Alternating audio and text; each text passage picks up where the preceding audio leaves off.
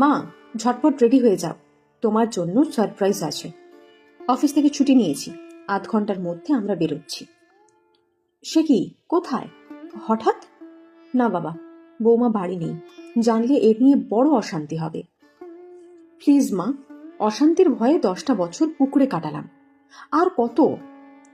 আমার পছন্দ, তোমার পছন্দ, আর সেই সঙ্গে আমাদের ভালো লাগাগুলো কিভাবে একটার পর একটা বিসর্জন দিয়ে চলেছি তা তো তোমার অজানা নয় মা। অয়নের চোখের কোণে জল। সুলতা দেবীর বুকের মধ্যে মোচড় দেয়। একমাত্র ছেলেকে অনেক কষ্ট করে তিনি আর সুলোচন বাবু মানুষ করেছেন। ছোট্ট একটা প্রাইভেট ফার্মে কাজ করতেন সুলোচন বাবু। পয়সাই বা মাইনে পেতেন, তাই দিয়ে কোনো মতে টেনে টুনে সংসার চলত। অথচ ছেলেকে কিছু বুঝতে দেননি তারা। অয়নের স্কুলের বেতন, প্রাইভেট টিউটরের মাইনে, কোনো কিছু আটকে থাকতো না। তার জন্য অমানসিক পরিশ্রম করতে হয়েছে সুলোচন বাবুকে। তার ফলশ্রুতি আজকের অয়নের প্রতিষ্ঠিত ইঞ্জিনিয়ার হওয়া, আর সুলোচন বাবুর টিবি আক্রান্ত হয়ে অকালে প্রয়াণ। ছেলের সাফল্য দেখে যেতে পারেননি তিনি, তবে বাড়িটার একটা অংশ তিনি করে যেতে পেরেছিলেন। এই জন্যই সুলতা দেবী এই বাড়িটার মায়ায় বড্ড জড়িয়ে পড়েছেন। সুলোচন বাবু স্পর্শ সুখ পান যেন তিনি। অয়ন ছোটবেলা থেকে খুব শান্ত আর বুঝদার ছেলে, মা ছাড়া কিছু বুঝত না। সেই ছেলে যখন পাত্রী সন্ধানরতা সুলতা দেবীকে রুনার কথা বলে, তখন তিনি যুগপৎভাবে বিস্মিত এবং ব্যথিত হন।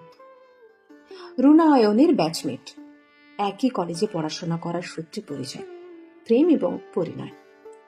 অভিজাত পরিবারের একমাত্র মেয়ে রুনা নিজেও গোটা মাইনের চাকরি করে। প্রথম দিকে যাও বা ঠিকঠাক চলছিল, তালটা কাটে রূপান আসার পর। নাতিকে পেয়ে আনন্দে আত্মহারা হয়েছিলেন সুলতা দেবী। কিন্তু রুনার এসব ব্যাকডেটেড ব্যবস্থাপনা একদম পছন্দ না। 24 ঘন্টা ট্রেন্ড আয়া নিযুক্ত হল। না, সুলতা দেবী একদম সফিস্টিকেটেড নয়। কখন কি রোগ জীবাণু আসবে তার থেকে ছোট্ট রূপানের শরীরে মনে ভারী কষ্ট পেয়েছিলেন সুলতা দেবী। রাতের একসাথে খাওয়াটাও বন্ধ হয়েছে কতদিন হলো। বেড়াতে বড় ভালোবাসতেন তিনি।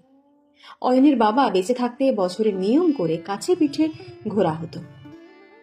সেসব এখন অতীত। রুনা একদম পছন্দ করে না শাশুড়িকে নিয়ে ঘোরা। এমনই আরো কত শত কিছু রুনার অপছন্দ এ বাড়ির। সুলতা দেবী সবই বোঝেন, কিন্তু তিনি যে নিরুপায়। আর ওই যে স্বামীর স্মৃতি বিচরিত এই বাড়িটার উপর তীব্র টান। ছেলের আবদারে তার দেওয়া নতুন ঘিয়ে জামদানি পরে লজ্জা লজ্জা করছিল। এই বুড়ো বয়সে এসব সাজগোজ, লোকে বলবে কি? কিন্তু ছেলে শুনলে তো। অয়ন যেন সে ছোট্টটি হয়ে গেছে। গঙ্গার ধার দিয়ে গাড়ি ছুটছে, স্টিয়ারিং হাতে ছেলের পাশের সিটে বসা সুলতা দেবী অবাক বিস্ময়ে এক বুক গর্ব নিয়ে ছেলের দিকে তাকিয়ে থাকেন। খোলা জানালা দিয়ে হু হু করে হাওয়া ঢুকছে। ঘণ্টাখানেক চলার পর চায়ের ব্রেক। অবশেষে একটা ভারী সুন্দর গাছপালা ঘেরা বাগান বাড়িতে মাকে নিয়ে ঢোকে অয়ন। সুলতা দেবীর চোখ জুড়িয়ে যায়, বুক ভরে শ্বাস নেয়। বাড়িটার নামটাও সুন্দর, শান্তিনীড়।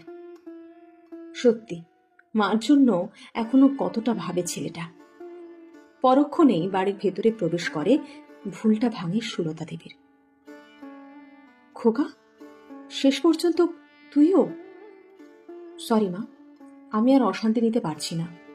তোমার জন্য তো আমি আমার সন্তান আর তার মাকে হারাতে পারি না। তুমিও তো একটু মানিয়ে নিতে পারতে। তাছাড়া আমাদের দুজনের পক্ষেই সুবিধা হয় রুনাদের বাড়ি থেকে অফিস যাতায়াত করলে। রূপানেরও কোনো অসুবিধা হবে না। ও দাদু দিম্মা যথেষ্ট কেয়ারিং, আর আদব কায়দাও ছোটবেলা থেকেই ও রপ্ত করে নিতে পারবে ওদের থেকে। বাড়িটা আপাতত ভাড়া দিয়ে দেব, পরে বিক্রি করে দেব সময় মতো। সত্যি কি অড জায়গায় বাবা বাড়িটা বানিয়েছিল। এখানেই তুমি তোমার মতো বয়সীদের নিয়ে থাকবে ভালো। তাছাড়া তোমার শরীরও বিশেষ ভালো না, এখানে ডাক্তার পরিষেবা ভালো। আমি কি তোমার খারাপ চাইতে পারি বলো? আশা করি তুমি অবুঝ হবে না। একটানা কথাগুলো বলে শ্বাস নেয় অয়ন।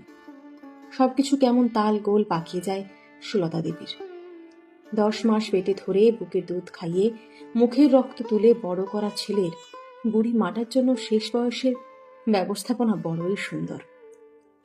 কান্না ভেজা গলায় মৃদু স্বরে সুলতা দেবী বলেন, আজ আমার সন্তানের বাবা বেঁচে থাকলে কোনোভাবেই পারতিস না আমাকে বৃদ্ধাশ্রমে ঠেলে দিতে। সেই সন্তানে মার অধিকার, জোর কিভাবে সন্তানের বাবার সাথে চলে যায় তা আজ দেখলাম। যাই হোক, ভগবানের কাছে প্রার্থনা করি তোর বউয়ের যেন এই অবস্থা না হয়। তোরা ভালো থাকিস।